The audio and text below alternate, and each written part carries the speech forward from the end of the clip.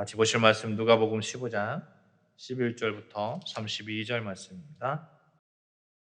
또 이르시되 어떤 사람에게 두 아들이 있는데 그 둘째가 아버지에게 말하되 아버지여 재산 중에서 내게 돌아올 분깃을 내게 주소서 하는지라. 아버지가 그 살림을 각각 나누어 주었더니 그 후 며칠이 안 되어 둘째 아들이 재물을 다 모아가지고 먼 나라에 가 거기서 허랑방탕하여 그 재산을 낭비하더니 다 없앤 후 그 나라에 크게 흉년이 들어 그가 비로소 궁핍한지라. 가서 그 나라 백성 중 한 사람에게 붙여 사니 그가 그를 들로 보내어 돼지를 치게 하였는데 그가 돼지 먹는 쥐염 열매로 배를 채우고자 하되 주는 자가 없는지라. 이에 스스로 돌이켜 이르되 내 아버지에게는 양식이 풍족한 품꾼이 얼마나 많은가. 나는 여기서 주려 죽는구나. 내가 일어나 아버지께로 가서 이르기를 아버지 내가 하늘과 아버지께 죄를 지었사오니 지금부터는 아버지의 아들이라 일컬음을 감당하지 못하겠나이다. 나를 품꾼의 하나로 보내소서 하리라 하고 이에 일어나서 아버지께로 돌아가니라. 아직도 거리가 먼데 아버지가 그를 보고 측은히 여겨 달려가 목을 안고 입을 맞추니 아들이 이르되 아버지 내가 하늘과 아버지께 죄를 지었사오니 지금부터는 아버지의 아들이라 일컬음을 감당하지 못하겠나이다 하나 아버지는 종들에게 이르되 제일 좋은 옷을 내어다가 입히고 손에 가락지를 끼우고 발에 신을 신기라. 그리고 살찐 송아지를 끌어다가 잡으라. 우리가 먹고 즐기자. 이 내 아들은 죽었다가 다시 살아났으며 내가 잃었다가 다시 얻어노라 하니 그들이 즐거워하더라. 맏아들은 밭에 있다가 돌아와 집에 가까이 왔을 때에 풍악과 춤추는 소리를 듣고 한 종을 불러 이게 무슨 일인가 물은데 대답하되 당신의 동생이 돌아왔음에 당신의 아버지가 건강한 그를 다시 맞아들이게 되므로 인하여 살찐 송아지를 잡았나이다 하니 그가 노하여 들어가고자 하지 아니하거늘 아버지가 나와서 권하는데 아버지께 대답하여 이르되 내가 여러 해 아버지를 섬겨 명을 어김이 없거늘 내게는 염소 새끼라도 주어 나와 내 벗으로 즐기 가신 일이 없더니 아버지의 살림을 창녀들과 함께 삼켜버린 이 아들이 돌아오매 이를 위하여 살찐 송아지를 잡으셨나이다. 아버지가 이르되 예 너는 항상 나와 함께 있으니 내 것이 다 내 것이로되 이 내 동생은 죽었다가 살아났으며 내가 잃었다가 얻었기로 우리가 즐거워하고 기뻐하는 것이 마땅하다 하니라. 아멘. 오늘 어버이 주일입니다. 매년 이맘때가 되면 가슴 한 곳이 아련해지는 것이죠. 부모님의 무게가 세상 그 어떤 것보다 크기 때문일 것입니다.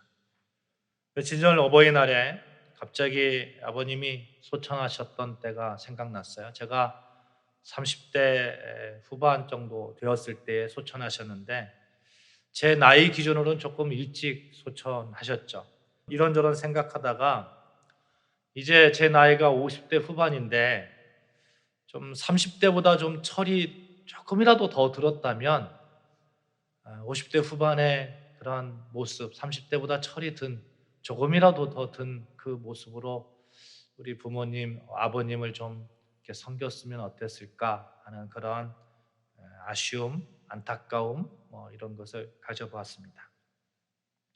인생에 대해서 조금은 알만하니까 부모님이 안 계신 거예요. 그래도 조금이라도 철이 들었다면 철든 자녀의 그 사랑 한번 못 받아보신 그 아버님의 죄스럽고 좀 미안했습니다. 그렇게 부모님에 대한 마음의 돛담배를 띄우고 이리저리 항해하다가 입술을 통해서 조그맣게 흘러나오는 노래가 있었어요. 바로 어머니 은혜라는 곡인데 높고 높은 하늘이라 말들 하지만 나는 높은 게 또 하나 있지. 우리 같이 어머님 은혜라는 곡을 같이 부르도록 하겠습니다.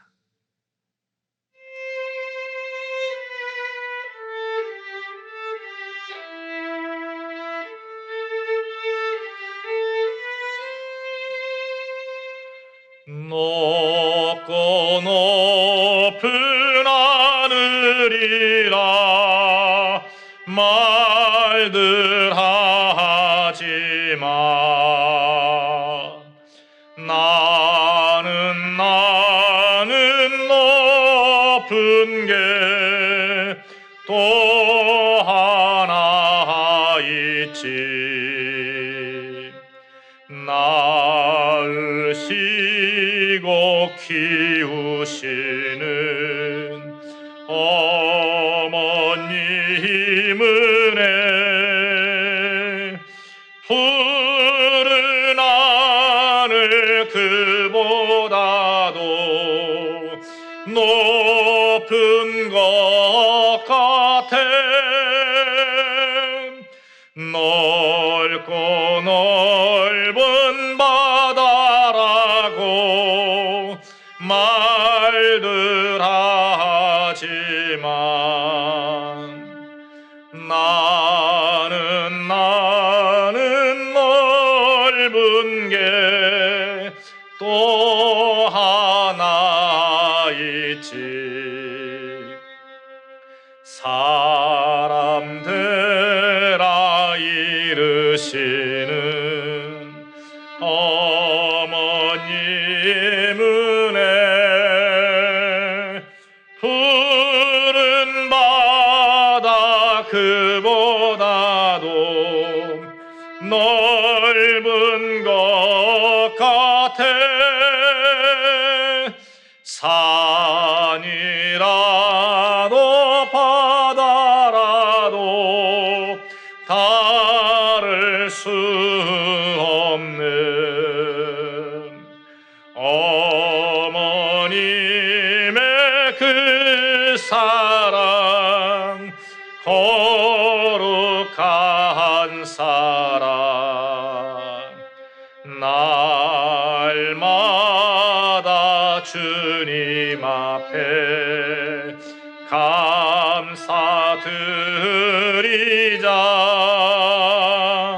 사랑의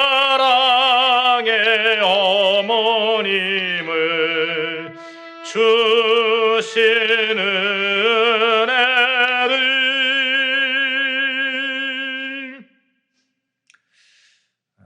어머님, 부모님이 사랑이라는 그러한 단어가 부모님에게 참 적절하다 하는 그런 생각을 해봅니다. 그런 사랑을 알게 하신, 또 그런 부모님을 우리에게 허락하신 우리 하나님께 영광과 감사를 올려드립니다.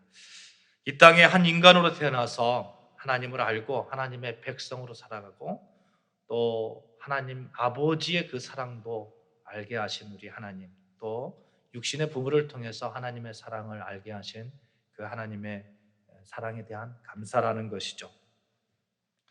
한자로 친하다라고 할 때 친자를 쓰는데, 어버이를 표현할 때도 친자를 씁니다. 이 친자 한자를 보면 이 나무 목자에 그 위에다가 설립자를 붙입니다. 그리고 그 옆에 볼견을 이렇게 옆에 붙이죠. 그래서 어버이 친자가 됩니다. 그러니까 자녀를 보기 위해서, 자녀를 찾기 위해서, 자녀를 보살피기 위해서 나무 위에 올라가서 멀리 바라다보는 그런 어버이의 모습을 이렇게 형상화한 글자가 어버이 친자입니다. 학교를 간 자식이 공부를 잘 마치고 친구들과 사이좋게 지내면서 돌아오고 있는지, 사회의 첫 발을 내디딘 자녀가 거친 환경 속에서 힘들어하지는 않는지, 홀로 떨어져 사는 자식이 갑자기 무슨 일이 생겨서 급하게 그 부모님을 찾지는 않는지, 결혼한 자식이 반가운 손자, 손녀들과 찾아오지는 않는지, 늘 나무 위에 올라가서 때론 걱정하고 때론 기다리고 때론 그리워하는 그 모습 너무나 잘 표현하고 있죠. 우리는 이런 부모님을 두고 있습니다. 그래서 거친 세상 속에서도 부모의 사랑에 기대며 의지하며 그 사랑을 계속해서 되씹으면서 힘을 얻고 있는 것이죠. 부모님의 사랑을 철이 들면 들수록 더욱 알아가고, 그래서 더욱 그립습니다. 저는 아직도 소천하신 어머님 핸드폰 그 전화번호를 지우지를 못했어요. 근데 해마다 연례 행사처럼 어버이날이 되면 왠지 모르게 어머니의 핸드폰에 전화를 하는 거죠. 019로 시작하는 그런 전화번호인데 아무도 받지 않을 거라는 것을 잘 알고 있습니다. 올해도 역시 그리움을 담아서 걸어봤습니다. 없는 번호라 하는 그런 안내 멘트가 나오더라고요. 그런데 그 안내 멘트마저도 좀 이렇게 사랑의 소리로 느껴졌습니다. 정말 어머님의 힘은 대단한 것 같아요. 생각만 해도 힘이 납니다. 살아갈 용기가 생깁니다. 그래서 우리는 늘 나에게 살아갈 수 있는 에너지를 주신 부모님의 사랑에 빚져 있는가 봅니다. 나의 어머니에 관한 책이라는 그런 책이 있어요. 일베르 코엠이라는 분이 지은 그런 책인데, 이 책에서 우리가 부모님에게 빚진 자임을 글로 적고 있는데, 글에 이런 말이 있습니다. 엄마, 제 말 듣고 계세요? 엄마, 전 엄마에게 너무 많은 걸 빚졌어요. 이렇게 이제 시작을 하는 글인데, 그리고 엄마에게 받은, 어떻게 보면 사소하지만 어떻게 보면 큰 그러한 빚진 것들에 대해서 쭉 적고 있습니다. 소소한 일이지만 나에게 요리를 해준 것, 목욕시켜 준 것, 사춘기의 우울증에 빠져 있을 때 같이 아파해 준 것, 어려운 시기에 즐거운 가정이 되도록 힘써 준 것들, 이렇게 쭉 적어 나가고 있죠. 그렇게 적어 나가다가 마지막에 이런 얘기를 합니다. 이 모든 것은 제가 오랫동안 갚지 못한 차용 증서의 일부에 지나지 않습니다. 제가 아무리 갚는다 하더라도 차용 증서에 접힌 것을 절반이라도 보상할 수는 없을 것입니다. 그러나 무엇보다 멋진 일은 내가 엄마에게 한두 번의 키스로 이 모든 빚을 엄마는 면제해 주신다는 것이죠. 그리고 내가 이렇게 두 마디만 하면 모든 것이 끝날 것입니다. 엄마 사랑해요. 올해도 또 역시 받지 않는 전화를 걸면서 소리내어서 외쳐보았습니다. 어머니 사랑합니다. 우리 같이 이렇게 고백해 봅시다. 사랑합니다. 어머니 사랑합니다. 아버님. 같이 고백해 봅시다. 시작. 사랑합니다. 어머니 사랑합니다. 아버님. 오늘 어버이 주일이에요. 부모님의 사랑을 생각하면, 또 우리가 부모님에 대한 사랑을 고백하면서 성경에 이 부모님의 그런 마음 가장 잘 나타난 본문을 가지고 여러분과 은혜를 나누고자 합니다. 성경 본문에 보면 우리 육신의 부모의 아버지의 마음, 또 하나님 아버지의 마음을 잘 나타내는 그런 본문이 있는데, 여러분과 제가 오늘 같이 봉독한 이 탕자의 비유입니다. 오늘 본문은 예수님의 비유 가운데 가장 긴 비유예요. 가장 많이 또 알려진 비유입니다. 듣는 이들에게 가장 큰 감동을 주는 비유로 알려져 있습니다. 흔히 탕자의 비유다 이렇게 얘기를 하면서 회개와 전도 메시지를 위해서 집 나간 자식에게 초점을 맞추고 있습니다만, 성경 본래 의미를 이렇게 깊숙이 들여다보면 하나님 아버지의 마음을 알라는 거예요. 하나님 마음, 아버지의 마음을 알라는 것이죠. 본문은 사복음서 가운데 누가복음에만 기록되어 있습니다. 그도 그럴 것이, 누가복음은 예수님께서 인자로 오셔서 인간 속에 동참하시는 것을 강조하고 있는 그런 시각으로 쓰여졌기 때문에 그렇습니다. 예수님을 보는 시각이 조금 각각 좀 달라요. 사복음서에서 마태복음은 메시아, 약속된 메시아, 왕으로 오신 예수님을 이렇게 그런 시각에 의해서 기록되고 있어요. 마가복음은 희생의 종, 순종의 종, 섬김의 종으로 오신 예수님, 그런 시각으로 이렇게 서술되고 있습니다. 요한복음은 신적 존재, 즉 성육신하신 성자 하나님의 초점이 맞추어져 있습니다. 그런데 누가복음은 인간의 필요를 아시고 또 인간 속에 깊숙이 동참하시는 그런 예수님의 모습이 그려져 있습니다. 그러니 이 탕자의 비유를 통해서 아버지의 마음, 특별히 하나님 아버지의 마음을 아주 잘 이렇게 설명하고 있는 것이죠. 사실 누가복음의 죄인을 가리켜서 이 탕자라는 그런 말이 없어요. 아버지가 집 떠난 아들을 향해서 야 탕자가 돌아왔어, 이런 말도 없습니다. 단지 잃어버린 어린 양처럼 그렇게 아버지의 곁을 떠나 있는 모습으로, 안타까운 아들을 그리는 모습으로 이 비유를 하고 있는 것이죠. 그래서 오늘 본문을 잘 이해하기 위해서 우리가 말하는 이 탕자의 비유가 사실 하나님 아버지의 사랑, 아버지의 마음을 담아서 당신의 백성이 회개하고 돌아와 하나님 아버지의 백성으로 다시 살아가라는 그러한 메시지. 또한 끝까지 자기 자신을 기다리는 아버지의 마음처럼 하나님 아버지도 역시 여러분과 저를 끝까지 기대하시고 또 기다리시고 그렇게 용서해 주시는 것에 포커스를 맞출 필요가 있습니다. 사실 우리가 어떠한 죄악 가운데 헤매고 있어도 하나님은 우리를 여전히 당신의 자녀로 인정해 주시고 용서하시고 다시 하나님의 백성으로 받아주시는 것을 보여주고 있다는 것입니다. 여러분 그렇잖아요. 우리가 우리 부모님을 한번 생각해 보자고요. 내가 잘못했다고 부모님이 야 너는 내 자식 아니야 이런 적 있습니까? 그런 적 없죠. 아버지이기 때문에 그런 거죠. 아버지이기 때문에. 그것이 아버지 마음이기 때문에 그렇습니다. 그래서 오늘 본문의 메시지를 이렇게 이해하면 좋을 것 같아요. 아버지의 마음을 알고 아버지의 마음으로 살아라 하는 것이죠. 우리 같이 따라해 봅시다. 아버지의 마음을 알아 아버지의 마음으로 살아가자. 시작. 아버지의 마음을 알아 아버지의 마음으로 살아가자. 죄인들이 하나님을 배신하고 떠났어요. 그 마음이 어떻겠습니까? 이 땅의 죄인들을 향한 아버지 마음이 어떠한가 하는 거예요. 그리고 이 땅의 교회와 하나님의 백성들의 어떤 마음을 가지고 살아가야 하는가 하는 것입니다. 한마디로 요약하면 아버지의 마음을 알아서 아버지의 마음으로 살아가라 하는 것입니다. 그 메시지의 결단이 오늘 말씀의 제목인 아버지 당신의 마음이 있는 곳에 내가 있기를 원합니다 라는 그런 말씀의 제목이 되는 것이죠. 이 결단이 되는 것입니다. 사랑하는 여러분, 성경은 하나님을 아버지라고 일컫고 있어요. 교회를 하나님 가족이라고 하잖아요. 교회를 하나님의 가족으로 이해하고 여러분과 저를 그 가족 구성원으로 이렇게 이해하고 있습니다. 만약 하나님을 일컬어서 회장 같다 이렇게 얘기를 한다면 하나님은 우리를 직원처럼 대할 겁니다.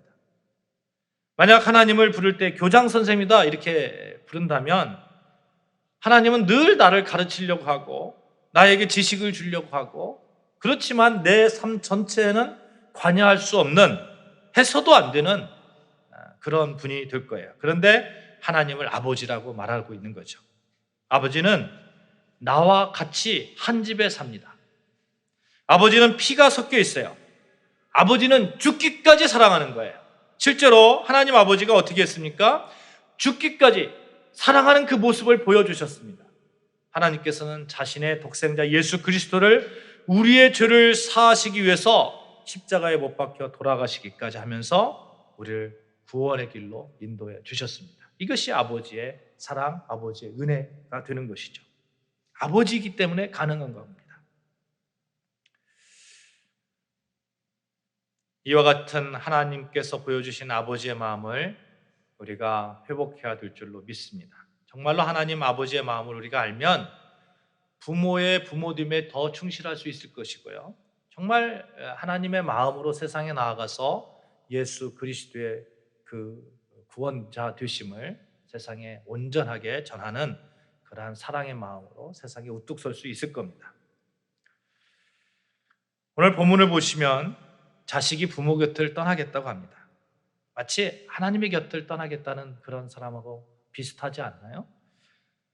그렇게 되면 하나님처럼 될 것 같아요. 내가 내 마음대로 살 수 있을 것 같아요. 사람은 늘 하나님처럼 되고 싶은가 봅니다. 그래서 에덴 동산에서 하나님께서 모든 것을 다 먹으라고 했을 때 단 한 가지 먹지 말라고 했잖아요. 선악과를 먹지 말라고 했습니다. 그런데 그 나무를 열매를 먹잖아요. 그 열매를 먹는 결정적인 이유가 뱀이 야 하나님처럼 될 거야. 그거 먹어도 죽지 않아. 난 그 꼬임에 빠져서 먹은 거잖아요. 늘 사람 속에는 이 인간 속에는 내가 하나님처럼 내 마음대로 살고 싶고 하나님 없이도 충분히 살 수 있고 그렇게 교만하고 나 혼자 어떻게 일을 해보고 싶고 그런 몸부림 이런 것들이 있는가 봅니다. 이것을 타락이라고 하는 것이죠. 이 인간의 타락한 마음이 인류 역사에 도도히 흐르고 있습니다. 이 타락한 인간의 몸부림까지도 하나님은 용서하시고 기다리신다는 거예요. 왜 그렇게 할 수 있습니까? 아버지이기 때문에, 부모님이기 때문에. 여러분, 왜 아들이 아버지 곁을 떠나려고 했을까요? 18절 한번 볼까요? 18절 같이 봉독합니다. 시작. 내가 일어나 아버지께 가서 이르기를 아버지, 내가 하늘과 아버지께 죄를 지었사오니 지금부터는 아버지 아들이라 일컬음을 감당하지 못하겠나이다. 나를 품구로 하나로 보내소서 하리라 하고, 지금 이 말의 표현에서 보면 계속해서 아버지의 곁을 떠날 때 그 마음을 보여주고 있는데, 정말 회개하는 그런 마음이잖아요. 그런 마음 속에서 내가 하늘과 아버지께 죄를 지었사오니, 어떤 죄를 지었습니까? 12절 보면 그 둘째가 아버지께 말하여 이르되 재산 중에서 내게 돌아올 분깃을 내게 주시옵소서. 아버지가 그 살림을 각각 나눠줬어요. 그리고 며칠이 뒤어 둘째 아들이 그 재물을 다 모아가지고 먼 나라로 가서 거기서 허랑방탕하여서 그 재산을 낭비했다고 합니다. 아버지, 좀 내 거 주세요. 이렇게 말하고 그걸 가지고 어떻게 했다고요? 먼 곳에 가서 아버지 곁을 떠나서 내 마음대로 살고 싶다는 거예요. 내 마음대로. 아버지 곁을 떠나려고 한 이유를 보십시오. 내게 달라고. 마음대로 한번 살아보겠다고. 그걸 가지고 허랑방탕하게 한번 살아보겠다고. 내 뜻대로 살아보겠다고. 하나님을 떠나 자기 마음대로 살려고 하는 것, 내가 하나님처럼 되려고 하는 그 못된 습성들, 그렇게 되면 행복할 것 같고, 그런데 그 행복할 것 같은 내 마음대로 살아가고 싶은 그 것들, 또 그렇게 실제로 살아가는 것이 결국에는 파멸의 길이고 거지가 되는 첫걸음이 되는 것이죠. 오늘날에도 이 사탄의 전략은 여전히 유효한 것 같습니다. 하나님을 떠나, 그러면 네가 하나님처럼 될 수 있어. 한 번 사는 인생 하나님처럼 살아봐야지. 마음대로 살아봐야지. 어차피 하나님께서는 너에게 분깃을 주었잖아. 그렇게 살려면 하나님 곁을 떠나가야 돼. 자꾸 이렇게 속삭이는 것이죠. 그렇게 아버지 곁을 떠나 많은 재산을 들고 먼 나라 갔던 아들이 어떻게 되었습니까? 13절에 보시면 그 후 며칠이 안 되어 그 재산을 다 낭비하였더라, 이렇게 말씀하고 있습니다. 허랑방탕하게 했다고 이렇게 표현하고 있어요. 거지가 되었어요. 아버지가 준 분깃은 하나도 남음이 없습니다. 헐벗고 굶주립니다. 사랑하는 여러분, 하나님 곁을 떠나면 잘 살 것 같죠? 좀 내 뜻대로 살고 내 이성으로 살고, 그러나 헐벗고 굶주림밖에 없습니다. 인생이 하나님 곁을 떠나는 순간 허무밖에 없습니다. 제가 성악 아카데미를 통해서 많은 어르신들을 봅니다. 60대, 70대, 어떤 때는 80대도 봅니다만 연세가 굉장히 많으신 분들이 참 많습니다. 그런데 그분들이 공통적으로 생각하는 것이 있어요. 이제 얼마 남지 않았다. 이제 얼마 남지 않았다. 허무하다는 거예요. 그 허무를 어떻게 해서든지 달래보고 싶으니까 어떤 분은 여행하려고 하고, 어떤 분은 많이 배우고자 하고.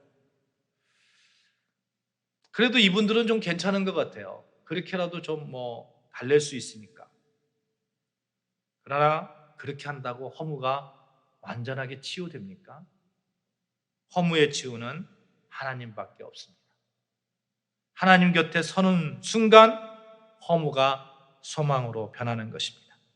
인생을 허무로 끝낼 수는 없잖아요. 하나님 없는 광야의 생활을 허무뿐인데, 만약에 그런 사람들이 있다면 돌이켜서 다시 아버지께로 돌아오게끔 해야 하는 그러한 사명이 여러분과 저에게 있는 것이죠. 17절 보실까요? 17절.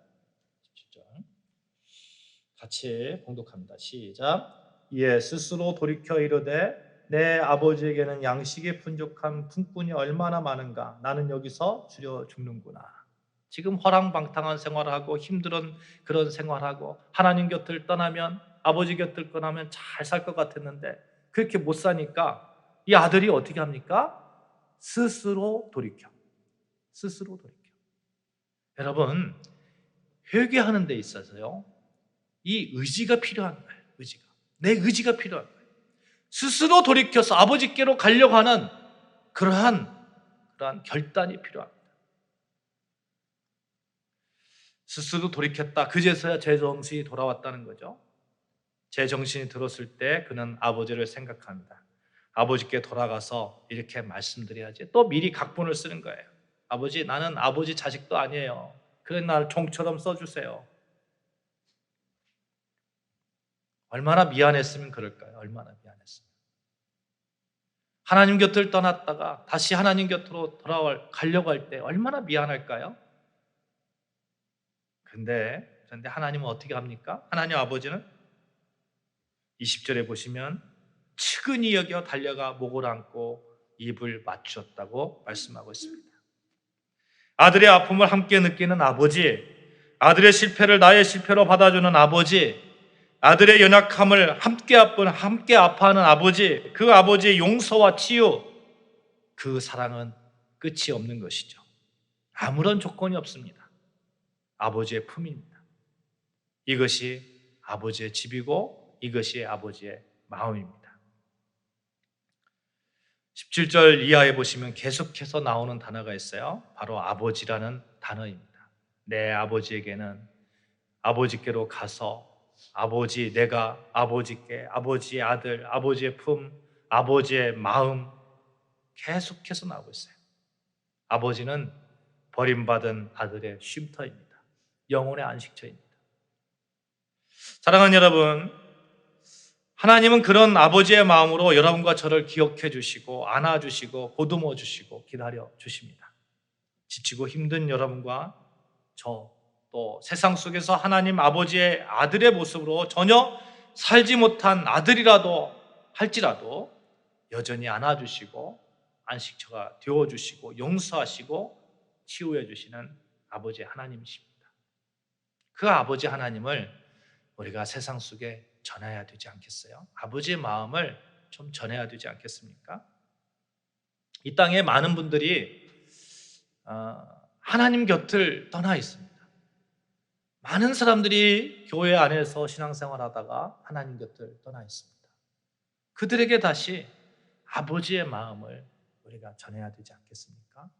또한 여러분과 제가 아버지의 그런 마음을 온전히 그 사랑을 느끼면서 그 사랑 안에서 정말 당당하게 힘있게 그렇게 살아가야 되지 않겠습니까?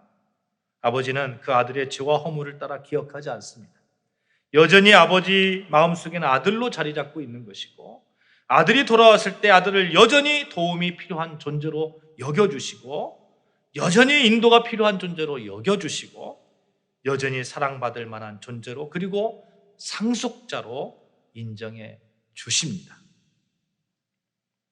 아들로서 위치를 회복시켜 주시고 다시 시작하게 해주시는 우리 아버지이십니다. 이런 아버지 사랑 우리가 전해야 되지 않겠습니까? 사랑하는 여러분, 오늘 어버이 주일입니다. 무엇보다도 하나님 아버지의 마음을 잘 아시는 시간 되었으면 좋겠습니다. 아멘. 그리고 그 아버지의 마음으로 오늘을 살겠다는 결단이 있기를 바랍니다. 하나님 아버지의 마음을 나누고 아버지의 뜻을 기리고 부모가 자식을 바라볼 때에도 아버지의 마음으로 바라보고 젊고 많이 배운 자식들이 늙어가는 내 부모를 바라볼 때에도 아버지의 마음으로 바라보고 학생들이 부모를 바라볼 때에도 아버지의 마음으로 바라보고 모임에서 서로가 서로를 아버지의 마음으로 바라보고 교회가 성도들을 대할 때도 아버지의 마음으로 성도들이 교회를 바라볼 때에도 아버지의 마음으로 바라본다면 얼마나 행복한 그러한 삶이 되겠습니까? 오늘 어버이 주일날 하나님 아버지의 마음이 있는 곳에 내가 있기를 바랍니다. 아버지 그리고 아버지의 사랑을 알게 하신 하나님께 영광과 또 감사를 올려드립니다. 아버지 당신의 마음이 있는 곳에 라는 찬양이 있는데 같이 우리 찬양하도록 하겠습니다. 아버지 당신의 마음이 있는 곳에 나의 마음이 있기를 원해요. 아버지 당신의 눈물이 고인 곳에 나의 눈물이 고이길 원해요. 아버지 당신이 바라보는 영혼에게 나의 두 눈이 향하길 원해요. 아버지 당신이 울고 있는 어두운 땅에 나의 두 발이 향하길 원해요. 나의 마음이 아버지의 마음 알아 내 모든 뜻 아버지의 뜻이 될 수 있기를 나의 온몸이 아버지의 마음 알아 내 모든 삶 당신의 삶 되기를